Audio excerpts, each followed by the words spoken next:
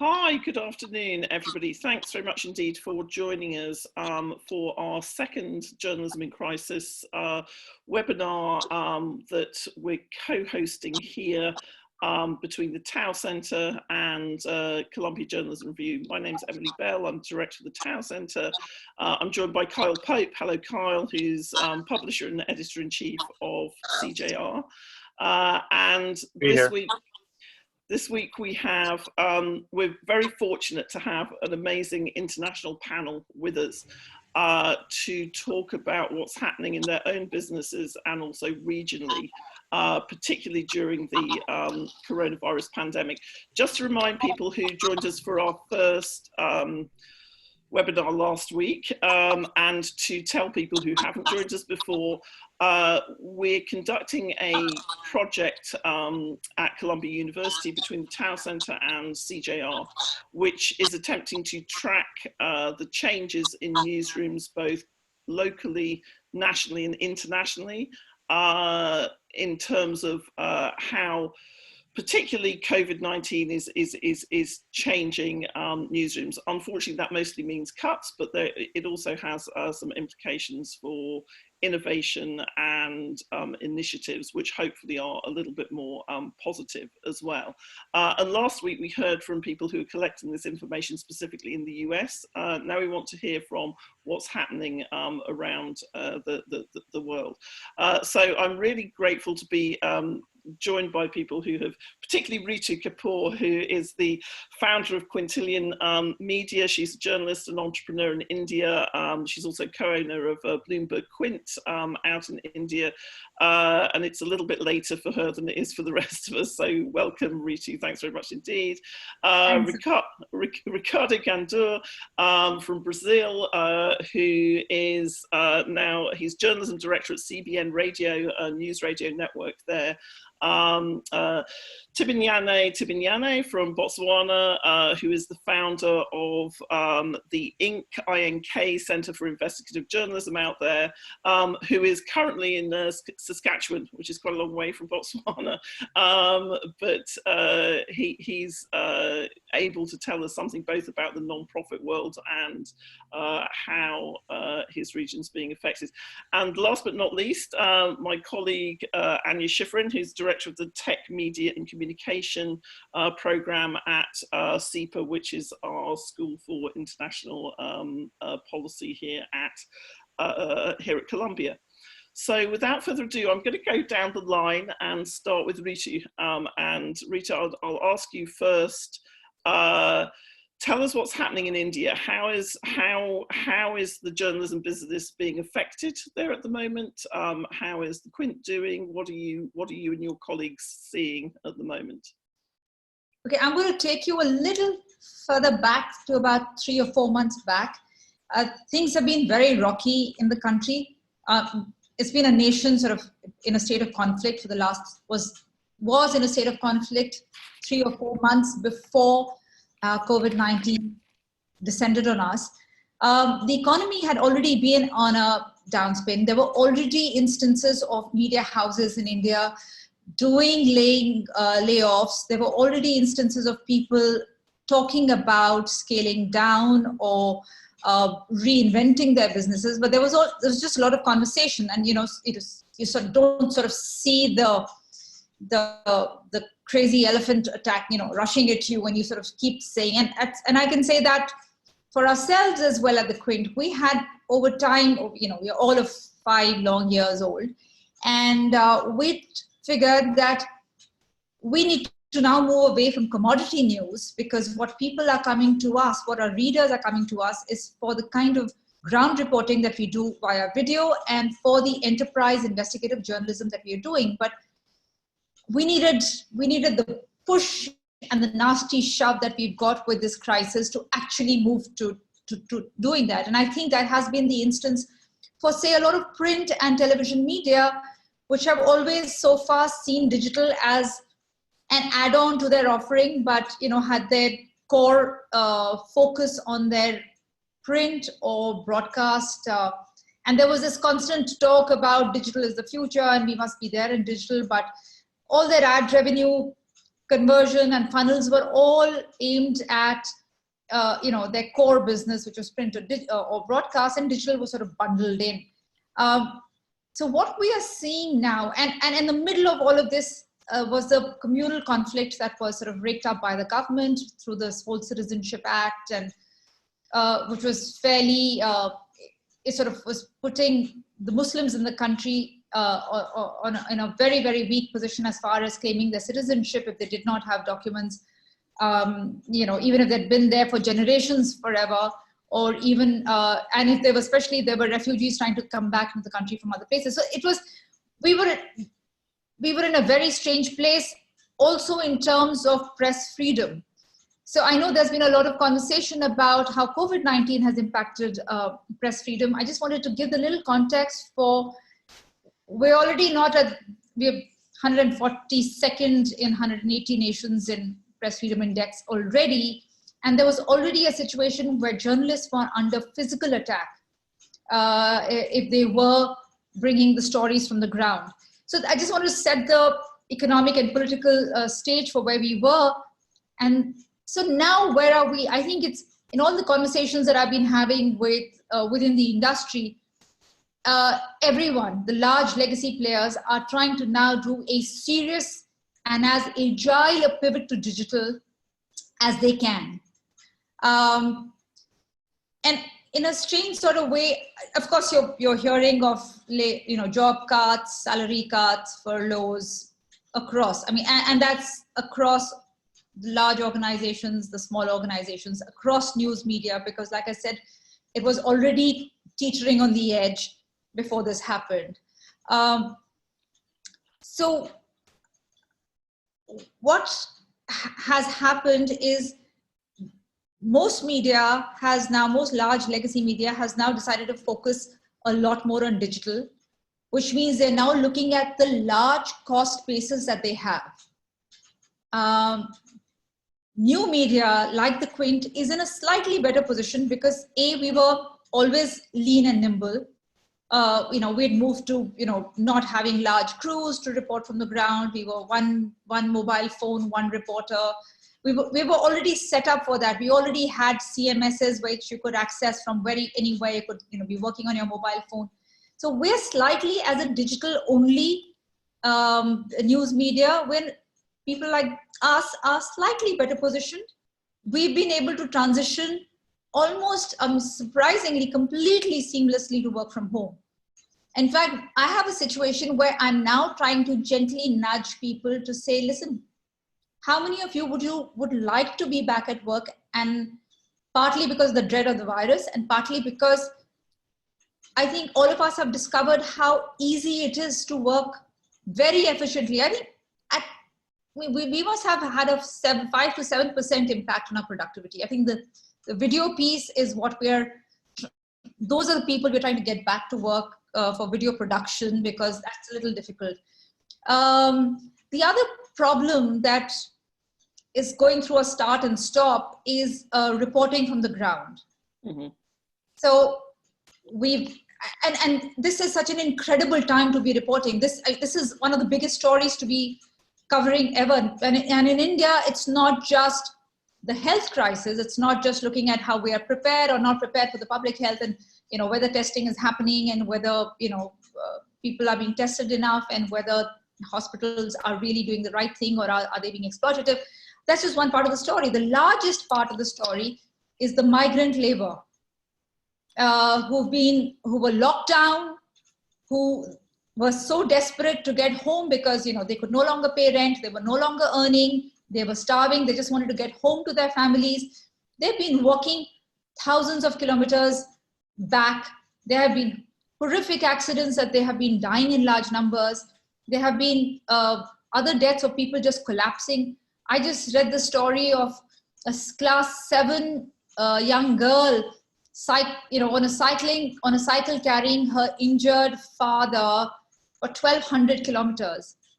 I don't even want to get into what the enormity of the tragedy is, and therefore the importance for journalists to be out there in the field and covering the stories.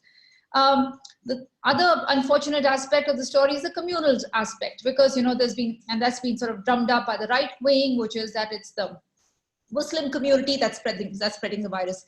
It sounds so ridiculous, even if even as I say it, but there has been so much prosecution, and people have absolutely decided not to work with Muslims anywhere. They've been they're out of their jobs. As it is, there is so little for them to turn to. So it's so important to be reporting to the ground, but there are so many journalists from the ground who have been testing positive. Right. Right. So it's been a start and stop, because we're reporting from not very hygienic places, or we're reporting from places where people are packed together as sardines. The lakhs of migrant labor assembling in one place, trying to get a train ticket to go home. Now, if you're trying to report, and what you're reporting is, look at the hygiene conditions that these people are working in. So, even as I speak, Z News has had 60 people I just heard on a WhatsApp who've tested positive. So there's a lot of dread, as a media entrepreneur, as a co-founder, till what point can I risk the health of my team members? Right. On the ad revenue, we're not behind a paywall, but we've definitely, I think those who were behind a paywall, like Bloomberg Quint was, we've definitely been seeing a surge, not the kind of surge that New York Times is seeing, but a definitive surge of subscriptions lining up. We haven't yet been hit as badly by ad revenue issues, but I think, and no one can predict anything right now, but I think it's going to be in July, August, September. I think that's when we're going to find out whether it's largely just a little bump in those conversations that we are having with people, or is it going to be a devastating situation? So we don't know. I was going to say that's a great point. Hold that thought, Ritu, because I want to come back and ask you all about, what do we see as it were on the other side of this? But it's fascinating to hear, as you say, that advertising has not been hit quite so hard in India, which we see very much as a growth market. Ntibinyane, I'm going to come to you next. So you're in Saskatchewan, which is some distance away, but how have you been managing to keep in touch with work, and what can you tell us about what's happening back at home base? Okay, well, Emily, I think what I'll try to do is to start by looking at how the virus has been covered in Africa, and then look at what has happened since the outbreak of the virus, and also finally I'll look at what we are doing as an organization. So there's no doubt, Emily, that the outbreak of the coronavirus is the biggest story of the century. It is big around the world as it is big in Africa. And to be honest, since the outbreak, it has been so difficult for many African publications to cover their story. But I think there are 5 main challenges that I've since observed that have made it very difficult for African journalists to cover the COVID-19 story. 1, access to information is a major problem in Africa. Most African countries have not passed, basic access to information statutes, and we rely on the goodwill of government to give us information. They can give us information if they want. They can refuse to give us information if they want. Secondly, production patterns of newspapers has been disrupted a big time. We have fewer newspapers being printed at the moment as we speak, and as a result, the COVID story is not getting out to the public as it should be. Thirdly, we have the budgetary constraints and travel restrictions that we are all experiencing. So what does it mean? What it means is that most journalists in Africa are grounded, so they are not out there to report stories from different angles. So now what is happening is that we are getting information from the government. The government dictates their agenda. So what we are getting from the government is almost the gospel truth. Number 4, I think there's little effort by African news rooms to produce data-driven stories about the virus. So the virus came at a time when an African newsroom is not fully prepared to embrace data journalism. So as a result, we have fewer and fewer data-driven stories like on the continent. Number 4, also, beat reporting and specialized reporting in Africa is not common. In fact, in most countries in Africa, we don't have beat reporters, we don't have specialized reporting.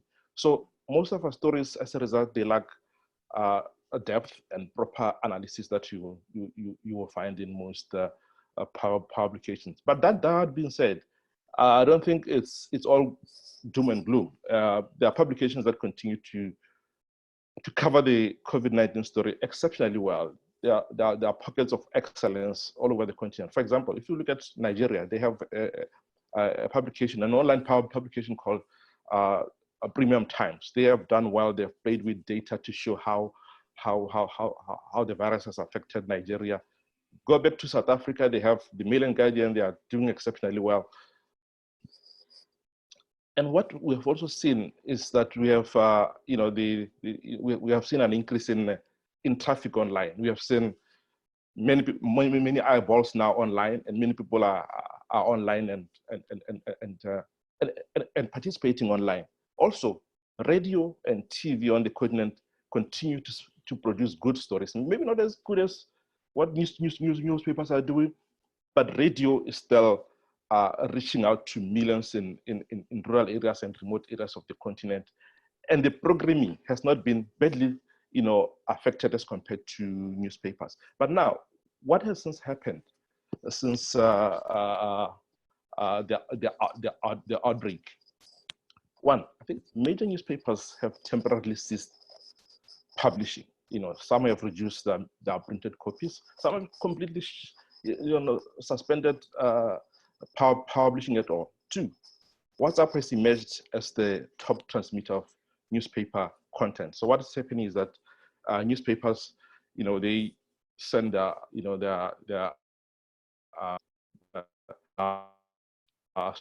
it is delivered to so many people as a result. 3, newspapers are also losing millions of dollars in revenue, in advertising revenue and circulation revenue. So the other thing, which is point number 4, again, is that some publications have completely closed shop, permanently closed shop. If you look at South Africa, they have 2 major media organizations, AMP and Caxton. They have completely shut business. And in their press statement, they were very, very clear. They were saying, we are closing down shop because of COVID-19. So these are publications that have been printed for 50 years and all that. So they have completely shut doors and saying, we can't take it anymore. Number 5, some newspapers are already thinking of laying off staff. In fact, in Uganda, one news organization called the New Vision, it's a leading newspaper group. They've laid out, in fact, they've laid off around 400 staff members at a go. And they are not promising that this job will re-emerge after COVID-19. In Zimbabwe, for example, major newspapers have cut salaries of staff members by half.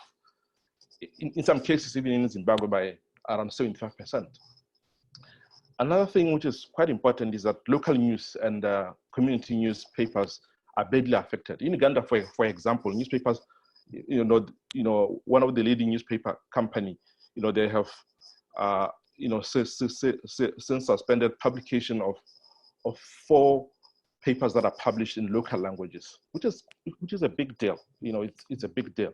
So, but one thing that is also, I think we should also talk about is that we have seen the rise in online misinformation and conspiracy theories about this virus and all that. And this is partly because of the void that has been left by newspapers, because we have always seen newspapers as the custodian of public interest and watchdog journalism, but they have vacated the space during this period. Yeah. So what are we doing? So what are we doing as a center? A few a month ago we launched a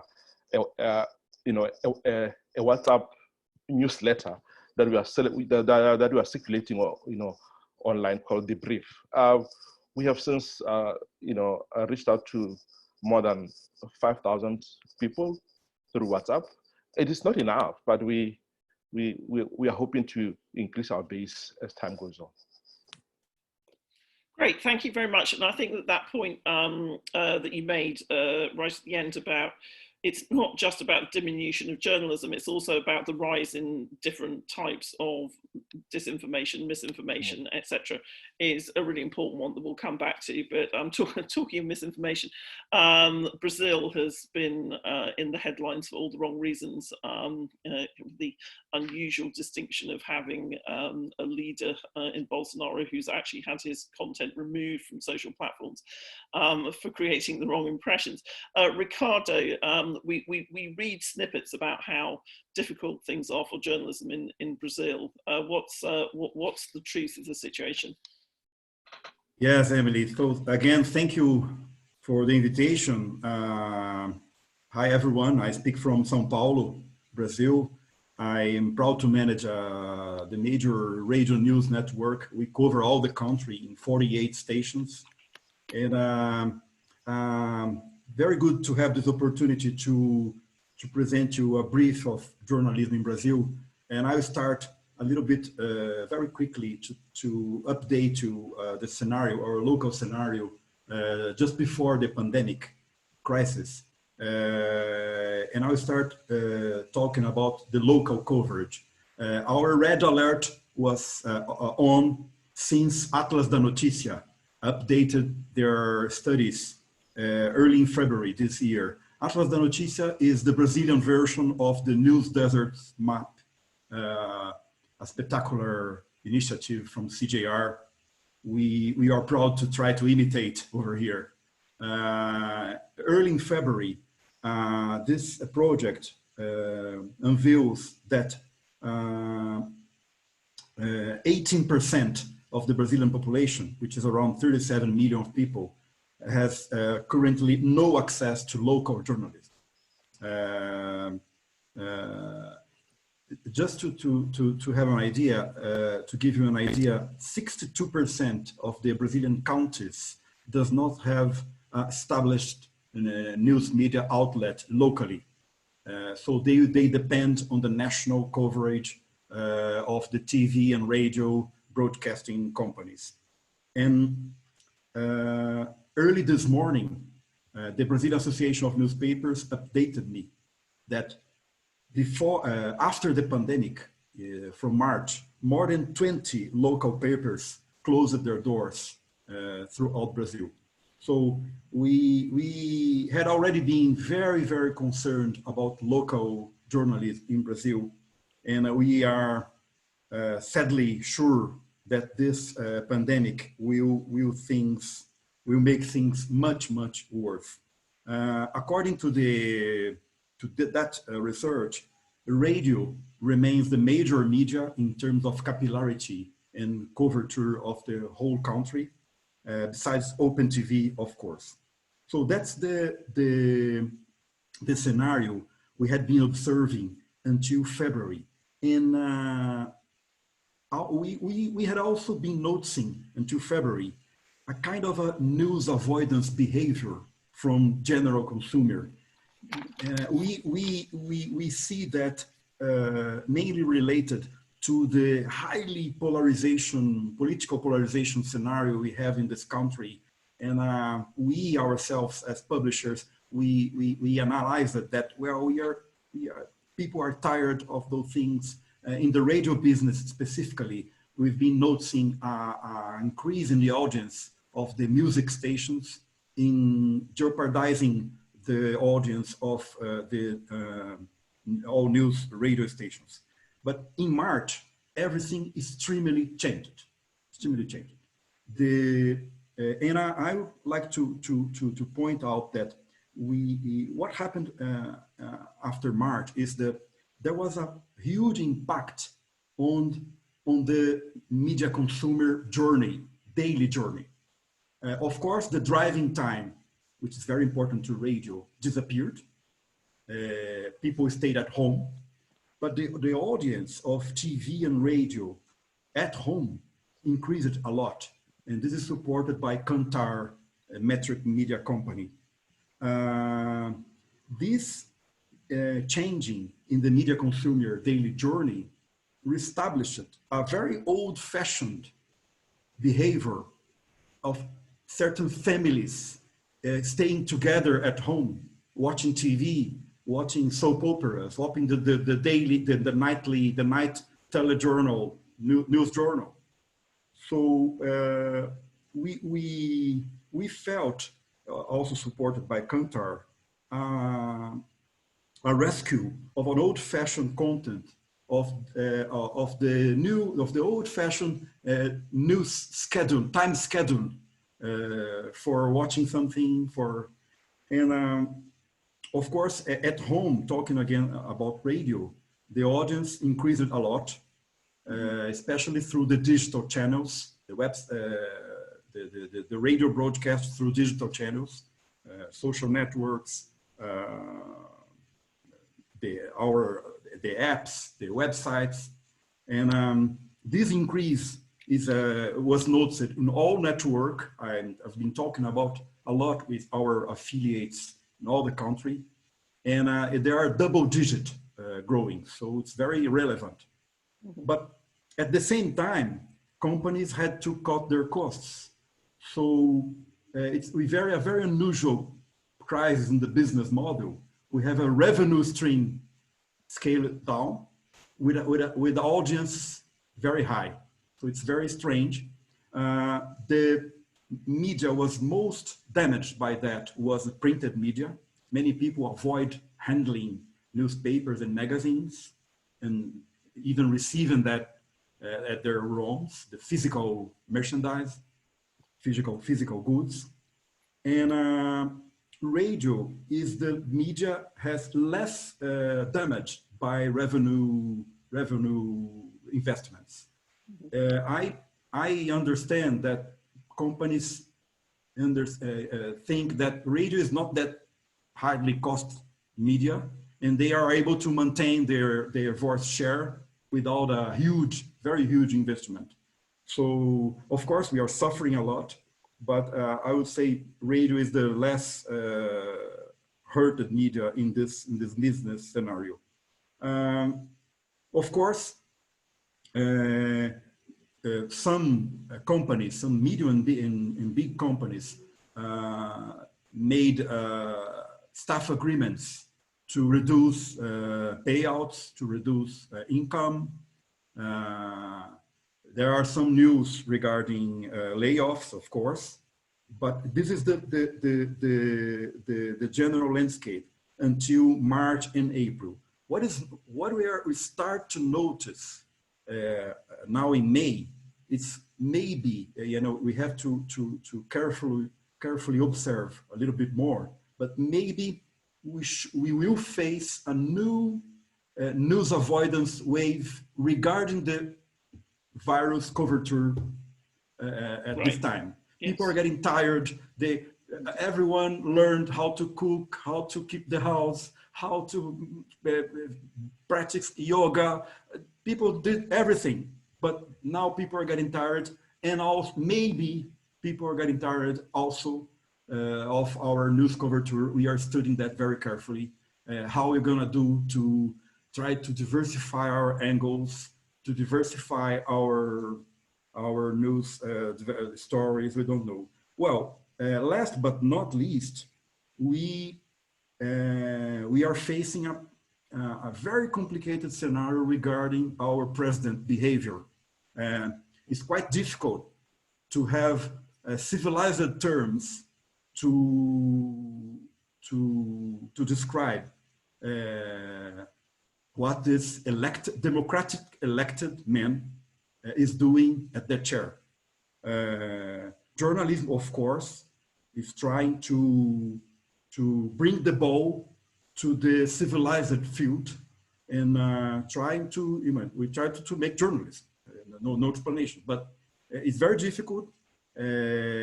He's having a very inappropriate behavior, especially with the press. Press professionals, journalists are under attack in many circumstances, and this complicates the scenario even more. As I know, briefly pointed out, maybe we are right now in a new tipping point. Right now, middle of May, where people are getting tired of the virus coverture.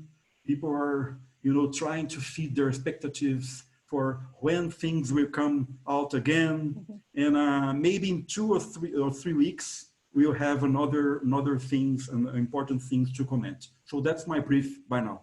That's great. Thank you very much indeed, Ricardo. Anya, you're taking the broad perspective, global perspective on all of this, and it's great to have these detailed updates from our colleagues around the world.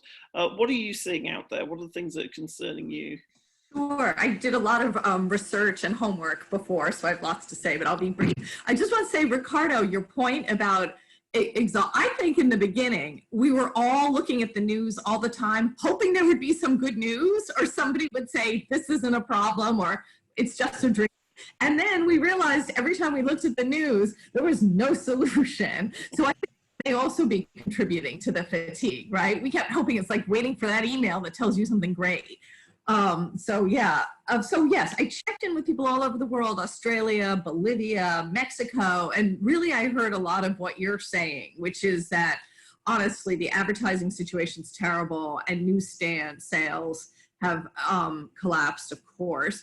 Ntibinyane is being very modest because you didn't mention your terrifying blog post that, there won't be any African newspapers left when this is over. So definitely around the world, hearing all kinds of terrible things. But some interesting, I'm always trying to find solutions. So some bright spots. One is Juliette Cagé was saying that media outlets are doing very badly in France, but a lot of, they're not allowed to do layoffs. So I think we can all agree as journalists or former journalists that we love laws that ban people from firing journalists. Journalists, yeah. I'd love to know later, Emily and Kyle, what you think about Australia and France now trying to force Google to pay copyright on news. I think that's a game changer. I've long thought that regulatory solutions have to be a big part of what we saw, but I want to talk about that. In terms of sort of outlets that's surviving, I have a few thoughts. One is I read a wonderful piece in Tortoise about how the BBC is suddenly revered again. And so they've been pushed back from the break, Emily. I hear you laughing. Comes and goes, but yes, it's been a good month for the BBC. Yeah, they've become the public square, and they've done, Kirsten Lang, all this arts programming. So Boris Johnson had the sort of noose, about to be tightened. I think all the subscription people obviously are going to be, many of them will survive. So Mediapart in France has been doing well because it's subscription based. I've written a piece for Kyle Pope and Columbia Journalism Review, which, I consider indispensable reading, by the way, a little plug for CJR, about the conversation. And so what the conversation does, right, is academic writing for a regular audience. So they have trained journalists who are taking this dense academic writing and making it readable for normal people. And they've expanded enormously over the last few years. They have, multiple offices in Africa, Europe. And what's so interesting about their model is that they get donations from universities, which are partner organizations, as well as from foundations. So I do think, part of what the survivors will do is anywhere that they can nest into a bigger institution. So if you're part of a university, or obviously you have foundation money. I'm just finishing editing now a report that my students have done, which was a capstone for Gates Foundation, looking at advocacy and journalism around the world and partnerships. So the Fuller Project in Kenya, Africa Check in Nigeria, the relationship between Gustavo Gorite and IDL with the anti-corruption movement in Peru, and oxpeckers in South Africa. And as we were doing this report, which obviously started, they're supposed to travel and they couldn't because of COVID, I suddenly thought, my God, I think we're seeing the future of foundation funding. I think that what's going to happen is there's going to be, you know, in a resource constrained environment, the foundations are going to want to see impact and bang for buck. And so I think, if I had to bet, I think they'll be doing a lot less. I mean, they never did enough of the sort of funding to keep organizations alive. But if I had to bet, they're going to be focused much more now on those advocacy and earmarked grant making. So I think that's one thing I would bet. And then I had one more thought before I stop. Sure, yeah, go ahead. I'm just writing a note so I don't forget to ask you something. Yeah, sure, absolutely. The report will be out soon. It's called Calling for Coalitions is the title my students gave it. And then I guess the other thing I wanted to say also is that, you know, for the last couple of years, I've talked with Kyle and Emily, and, you know, we've all had these conversations about the big picture solutions, right?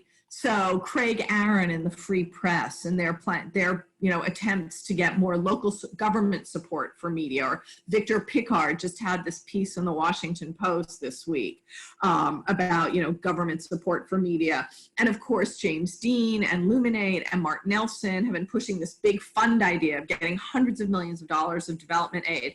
So I think it's, again, that thing where we're also desperate that everybody's thinking big, and we don't know whether these projects will come to fruition, but it's almost like this last gasp attempt, just like outlets that 10 or 20 years ago wouldn't have taken foundation money now will. People that wouldn't have thought about government support and government help are now open to that idea. So I also think it's a time of, you know, big creative thinking, and we actually have to make some of that happen so as to safeguard public interest journalism in the future. Yes, those are great points, Anya. And I had a thought about as you were mentioning foundations, and I'll be interested in what all of you think about this. But, you know, if we're going to see a wholesale recession in advertising, it opens up some really interesting questions about who is left funding, particularly free media. And in the States, we see that as being at a local level, PACs, so political advertising, darker money in terms of sort of single subject lobbying, etc. That there's also, I think, sort of that we may be going back to the 19th century where everything was partisan. Kyle, I don't want to forget you. We sort of have an update every week about, you know, what your thoughts are when you're seeing this coming in from sort of, you know, particularly around America, but all over the world at the moment. What's kind of, you know, this point that Ricardo was making about how interest ebbs and flows in the news. It's fascinating to hear from Ntibinyane really about how certain kind of outlets are just disappearing in Africa, probably never going to come back.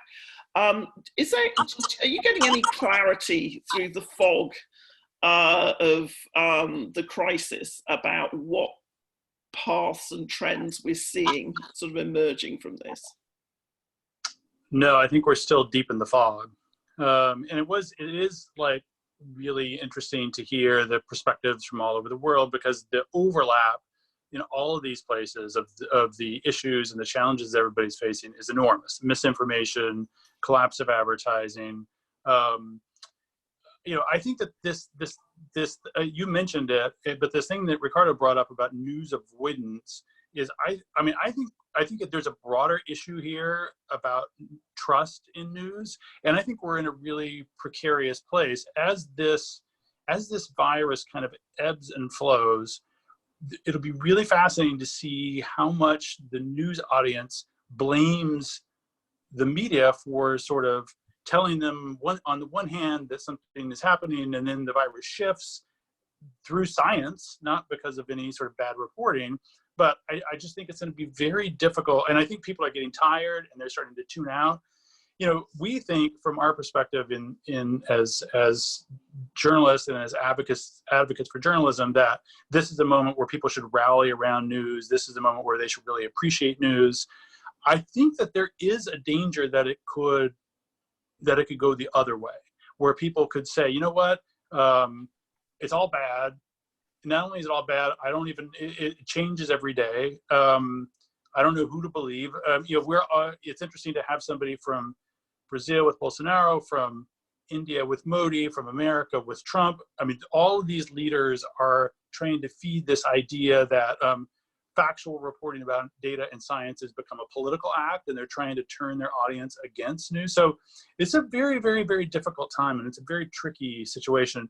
Just on the business front, I mean, I and a lot of other people were dismayed today in America to see a significant cutbacks at the Atlantic, because this was an organization that is funded, that is backed in part by a very, very, very wealthy person. They have been doing amazingly great journalism, especially around the coverage of the pandemic. They seem to be sort of going on all cylinders. Their subscriptions have been going through the roof, and yet they announced today they're cutting, what was it, Emily, 17-20% of their staff, because their advertising has collapsed. And the other prong that none of us have talked about yet is the events business, which for them was an enormous and growing part of their revenue picture, completely gone. Yeah. So, I mean, I wish I could say that, and the good news out of that is this, but there is none. But it's an important bit of data for those of us watching the U.S. market in particular. Right. So if you have a question, please put it into Q&A. I'm going to come to those in a couple of minutes, but there were just certain sort of threads there that I wanted to pick up.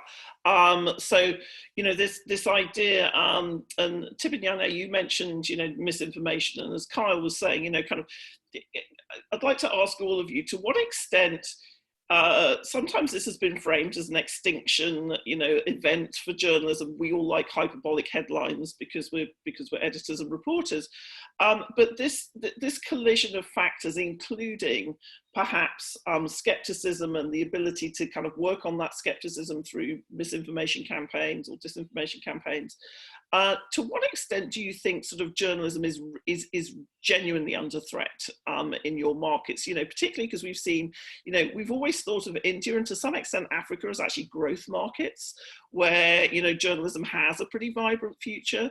You know, are your views quite as gloomy as Ricardo's and Kyle's on this?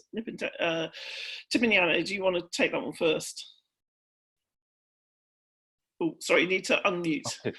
Well, I think, I don't know, maybe I'm a prophet of doom, but I think as things are now, with massive retrenchment, with print editions being thinner, and with newspapers suspending, you know, printing and all that, I don't see a newspaper, at least, except maybe migrating online and finding ways and experimenting with ways to make money.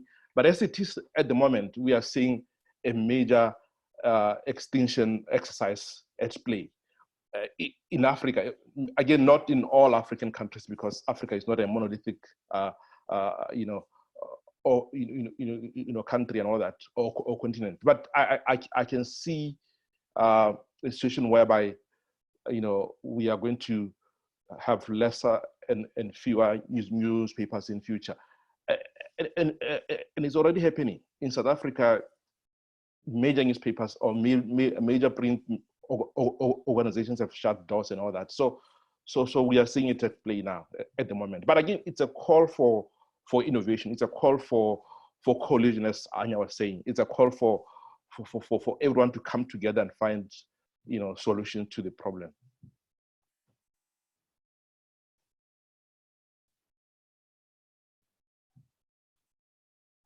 Unmute. Okay. Sorry, Ritu. Yes, we had a question actually on the Q&A about this, which sort of relates to it, which says, you know, asked you for disclosure about layoffs in your own company. I mean, I'm struggling to think of any media organisation that hasn't laid off people at the moment. So, you know, kind of. How badly is your business being affected? But also this question about, as I say, you know, India, we've often pointed to as being a vibrant, growing market. And, you know, any downturn that's being thought of as cyclical. But these other pressures, particularly sort of political pressures, freedom of the press pressures, do you see that sort of vibrancy and growth coming back anytime soon? Sorry, Emily, is that a question for me? Because I lost connectivity for. Oh, sorry. Yes. So first of all, it was a question from the Q&A, Ritu, which said, that there have been furloughs and layoffs in your own business. Yeah. So it was just sort of asking you to clarify that. And secondly, I was asking, you know, we always think of India as being a great growth market, particularly for news and innovative news organizations. And yet some of these other pressures, which are not necessarily just economic, but which are also sort of political as well, seem to cast a shadow over whether or not we can still think about India in that way, in a growth market for news. What are your kind of thoughts about those? Yeah, so responding to the first bit about the layoffs and the furloughs at our organization, I have to qualify that I have to respect the confidentiality clause that I have with our JV partner as far as Bloomberg Quint is concerned. So I'm only going to refer to those parts of the story that have already been reported in popular media. Overall, it's important to understand that in both the businesses, we are still at the investment stage, and we are self-funded. Of course, the JV is, you know, co-funded as well, but the Quint is completely, entirely self-funded. And the ad revenue that I was referring to is obviously just still, because we're at such an early stage of our build out of our growth, it's just a fraction of what our costs are. Now, so the only part of the 100 people being laid off that I can refer to is, you know, it was a joint venture between Bloomberg and us for digital and for broadcast. So about 4 years ago, we set up to be a broadcast. We set up for broadcast. So the entire, you know, studios and you know, everything that goes into setting up for broadcast, which I'm sure everybody understands what those costs are like there. And we've dealt with, you know, regulatory chokes for independent journalism is well known in India, like it is in Brazil. And so for 3 years, we sort of set up this entire broadcast network, but we just did not get, you know, the regulatory chokes just did not allow us to launch the channel.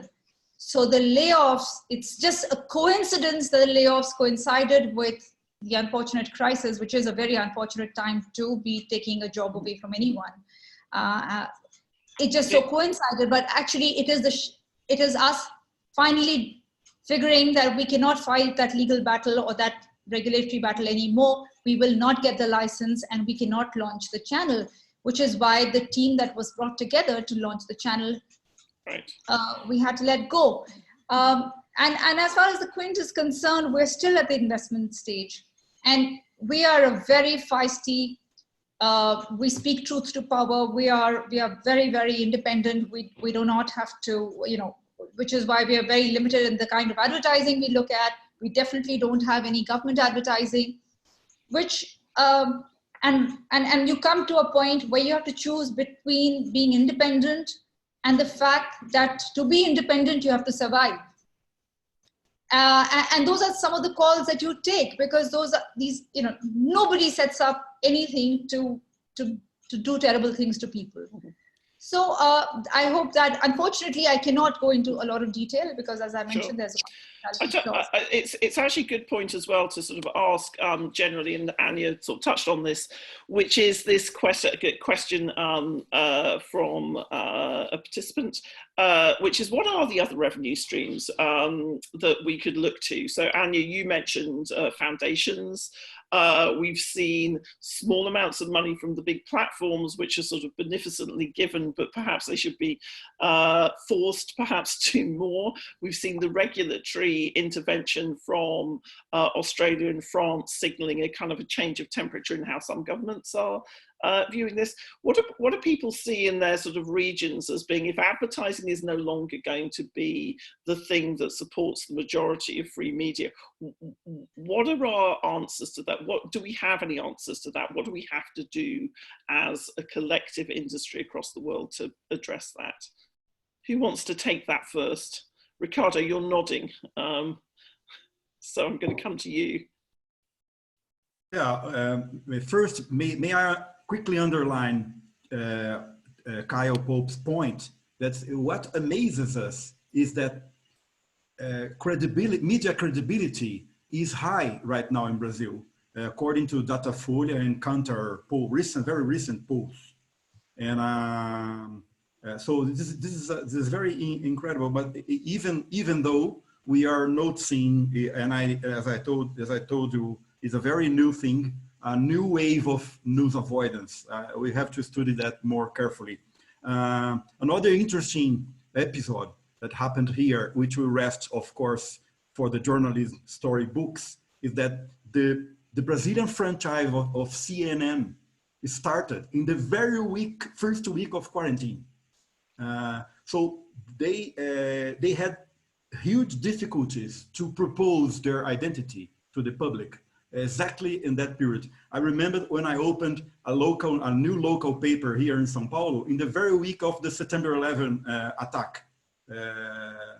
So I couldn't realize one day in my life I would see a whole edition dedicated to one theme, from politics to sports and culture.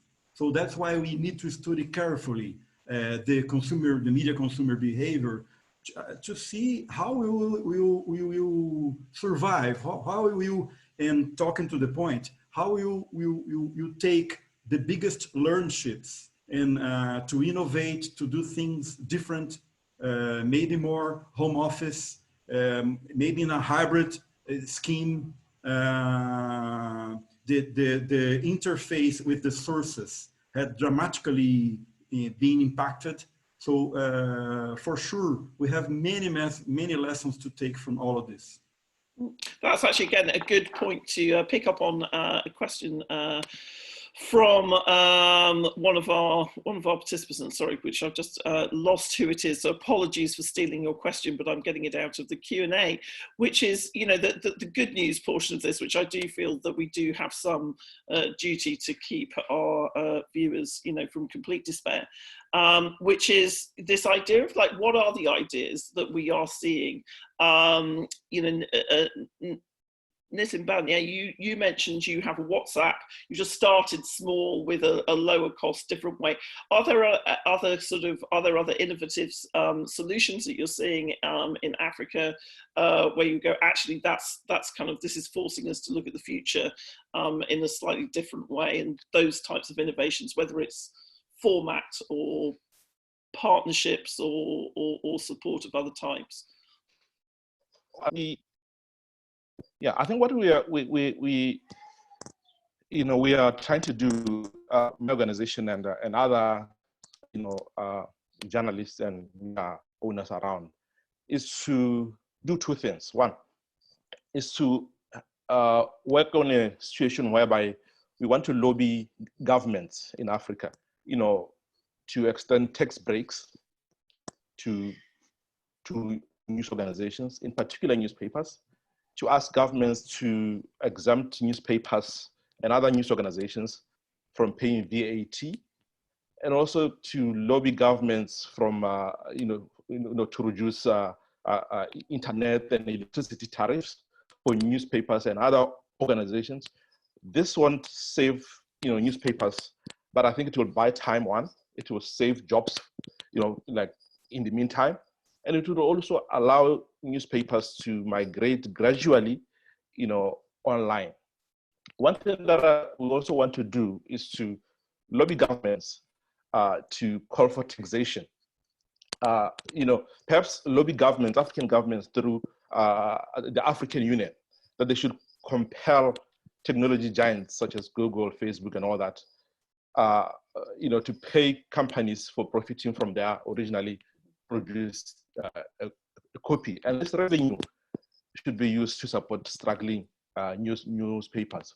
The other thing, the third one, is to tax them for doing business in Africa, because they are not being taxed. They are just siphoning money from Africa and going, all out, and some even taking the money to offshore accounts and all that. So but this will take a very, in fact, it will take time. It will need, the modernization of our tax laws. Yeah, so this is what I think, together with my organization, together with other organizations are trying to do. Besides trying to appeal for more funding from donors, we think a government has a role, we think the African Union has a role, and we think taxation is the way forward. Right. So those are really big sort of, we think of innovation, as being bits of software or whatever, but actually being innovative in policy at the moment seems to me to be like probably the most important thing. Ricardo, I know that you're actually, Ritu, I'll come to you first on this again. You're a kind of an entrepreneur and spotter of trends and things that might get us out of this. Where should we be innovating? Where do you see bright spots? I think we have to now, and I'm saying this more from the point of view of what I'm looking at my organization. I think one of the areas that journalism just didn't focus for very long was tech, which is why the tech platforms did what they did, because there was a sort of a tacit understanding that we would provide the value, the public good, which is news and analysis and opinion and ground reporting. And this will be our distribution partner. But over some point, we just let the equation go awry. I think one of the things that we will have to do, which some of the other panelists have also spoken of, is now, there are sort of funds being set up by the tech platforms, but I don't think that's what we're looking at. I think we need a fair exchange of value now. And I think those are the conversations that's so important in countries.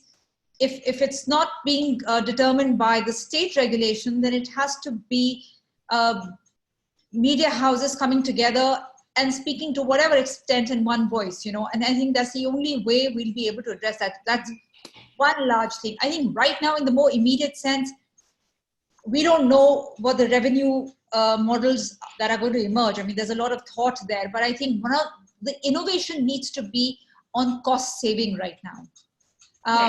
For instance, we're realizing that, like a lot of other people, that we had 2 large floors in our office. We'll actually be able to manage in one, perhaps. In the process of this 2 months of a lockdown and working from home, we've discovered so many tools and apps, and there's so many fantastic ways of creating multimedia, which you can now innovate further on. And while we are not investing on anything else, we try to cost save somewhere. What is very clear to me is that we need to focus a little more in investing or building out and growing the tech, because tech is such a large enabler in getting your content out. The most important thing, and this is just wishful thinking, is people will need to start paying for news, and they will pay. And the question you have to say is, why will people pay for news? Why do people pay for a certain drug company and not another drug company, even in the middle of such a crisis? Because there's credibility, and there's a distinct quality of journalism that you have to offer. What is it that people will pay for? And we're one of the few people, and there are just a bunch of other freelance journalists who are currently out on the roads reporting from the migrant crisis, from the health crisis. Because broadcast, unfortunately, in India has just become opinion, and unfortunately there's also a lot of partisanship, there's a lot of covert propaganda as well. So we are finding, one of the innovations that we haven't come up with during the COVID crisis, but we built it out over some time, was our partnership with our readers on fact-checking and our partnership with our readers on citizen journalism. So we know that a lot of the fake news, for instance, and incredibly so during the COVID-19 crisis, circulates in the dark web, and I'm referring to WhatsApp, which is end-to-end encrypted, so you don't know what the source is. So we set up over the last 1.5, 2 years a relationship with our readers, which is that, listen, if you come across something on your WhatsApp feed, please share it with us. We'll do the fact-checking and send it back to you. Similarly, we had built a team of citizen journalists who we had mentored and verified and worked closely with. And because of that, we're able to get stories from across the country, because at a time that journalists cannot travel or cannot travel far enough. So those are the kind of innovations. And so the cue to me from that is innovate much more, because you can't be on a cost save and quietly sort of be in a decline mode. this is also the time that you have to also grow and accelerate. So how do you do that while you're cutting costs? So for instance, for us, we figure that we don't need commodity news. So we've cut down all the money we were spending on subscriptions to wire services. Right. And as we've done that, we've actually seen that we're growing. We've actually decided that we're going to get out of this keywords, trending topics. This is going to soar. This is a trend, just completely get out of that entire, mugs game. And we're finding that audiences are coming to us for much deeper engagement. So I think this is also time to really open your eyes and see what is it that the reader wants. A much deeper relationship with your audiences need to now be built.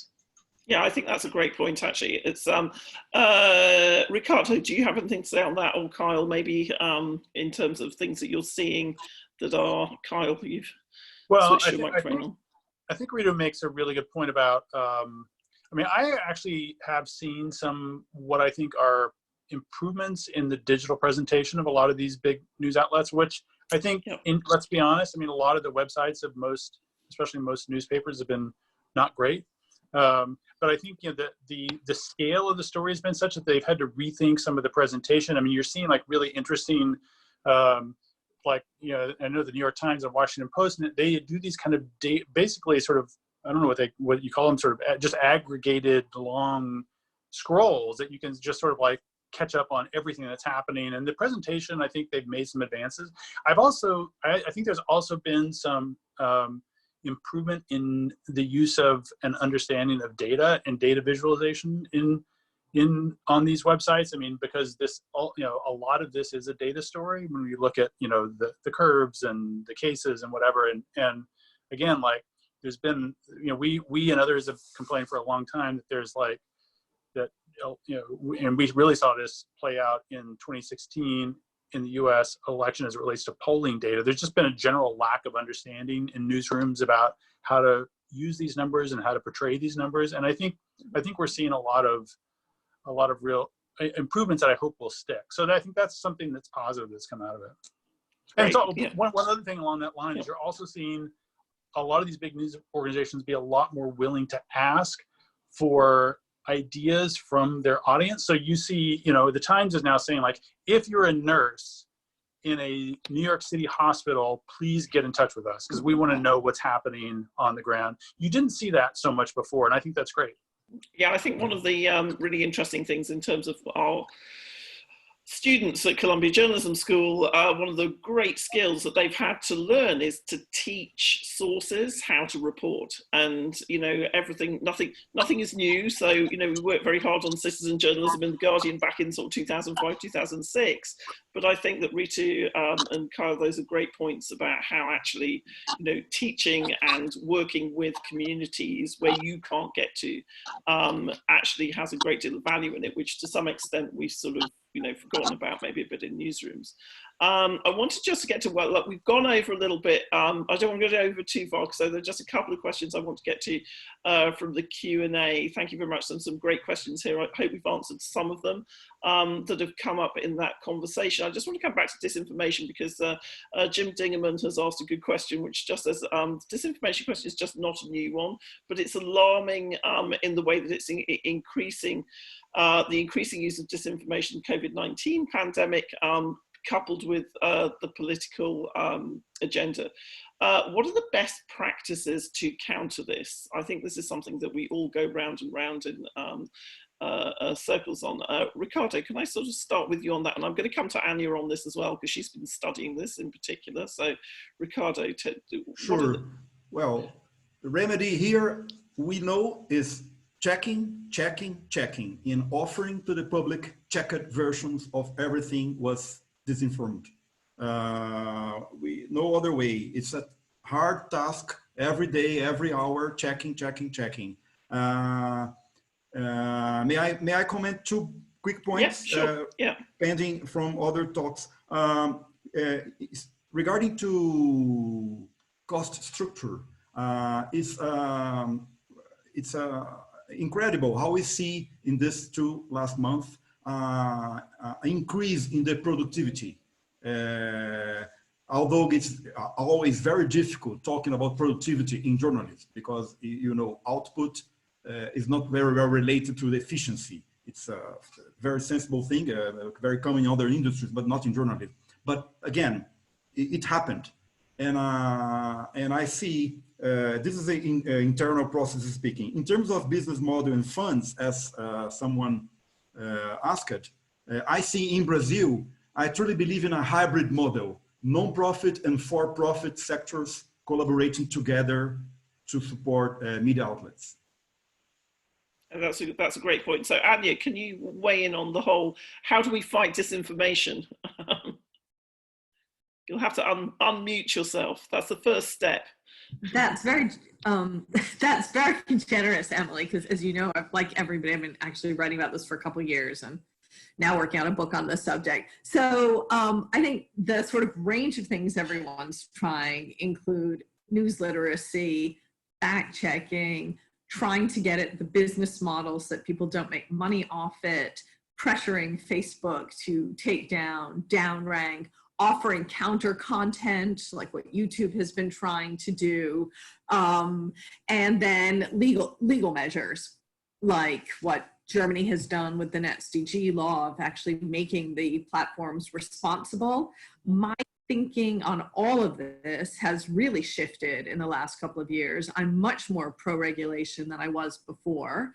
I think it's absolutely in this country, we need to make sure that people, you know, I don't want to say have the right that if they need to sue, Section 230 should be carved out. So I've really shifted.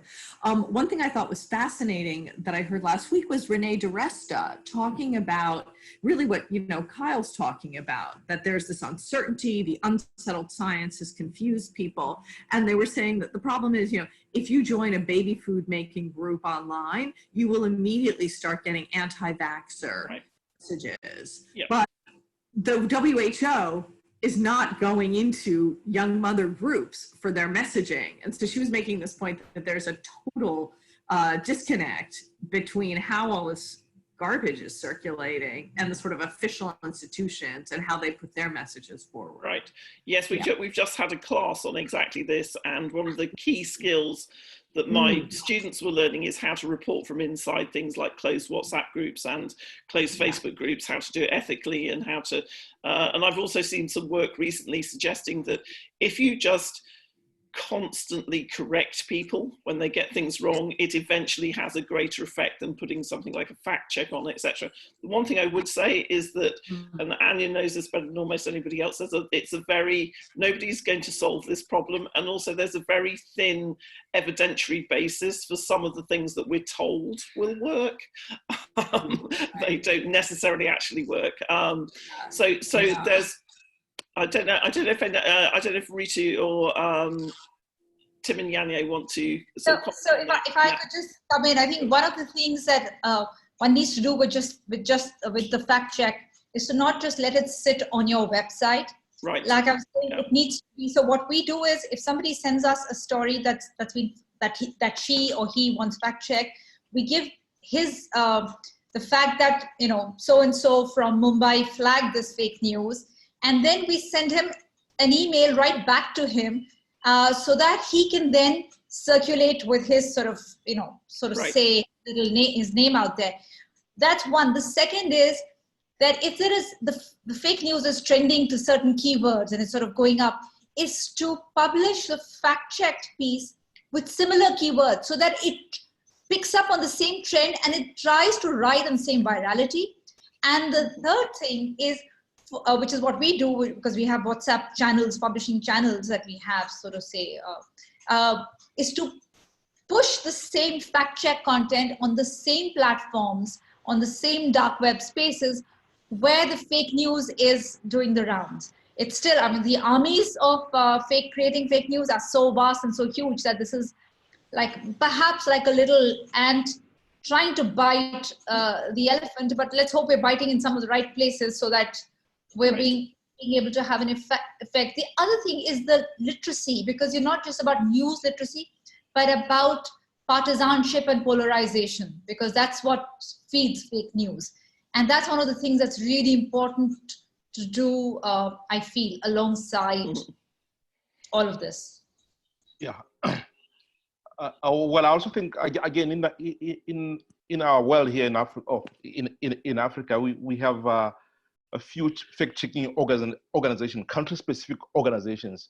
Besides Africa Check and others, there are very, very few fact-checking organizations. I think there is need now to expand the fact-checking organizations in our different countries. And also, I think what is important is to make fact-checking organizations or platforms more accessible to the public.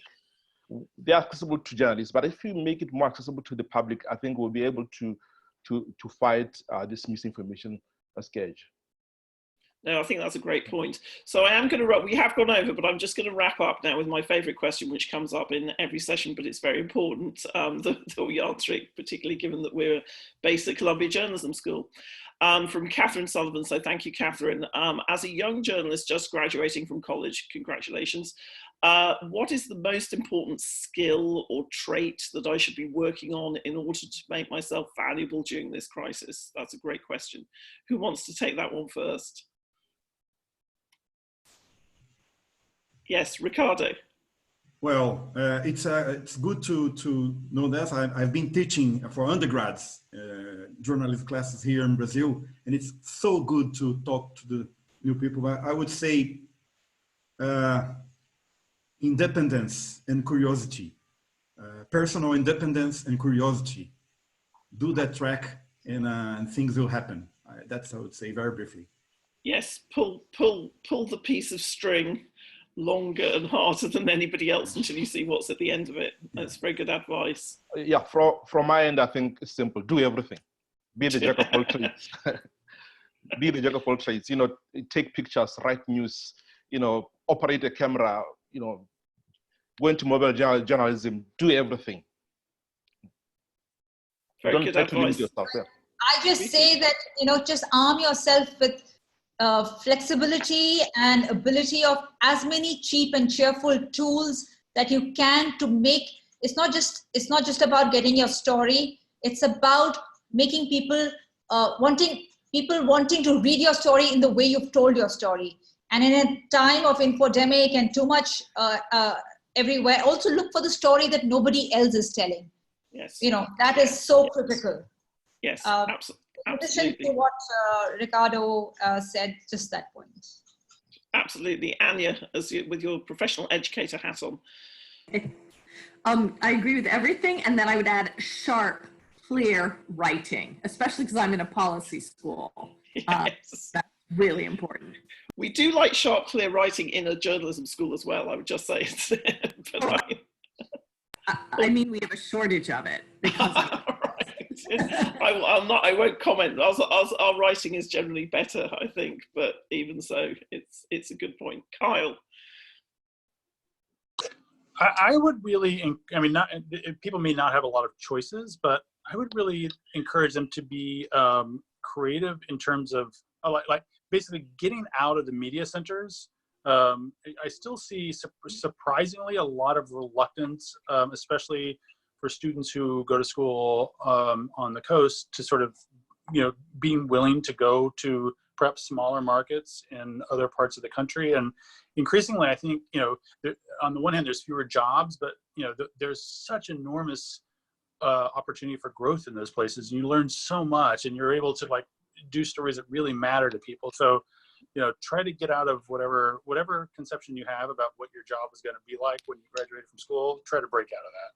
Yes, I always like to tell students that when I graduated, I went to be a trainee on an agricultural magazine, which even though it was based in London, I had to go kind of all over the country and hear people's stories.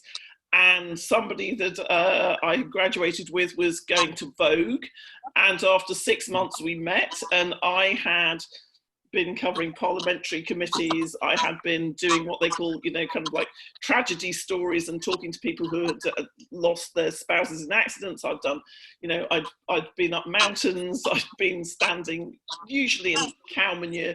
And I said, what have you been doing? And she said, I've been making tea. And I think that's the thing. Get out and find those stories, because they are everywhere. And thank you for studying journalism. Any students on here will try and make the industry better. to receive your skills wherever you are in the world. So I just want to say thank you. It's so great to have these international perspectives. We don't do it nearly enough. We should do it more often. I'm going to try and hold our panelists to a promise to come back maybe in a few months, so that we can kind of revisit all of these conversations and see where we are. But thank you so much, everybody, Thank you. for participating today. Thank you so much. Thank you so much.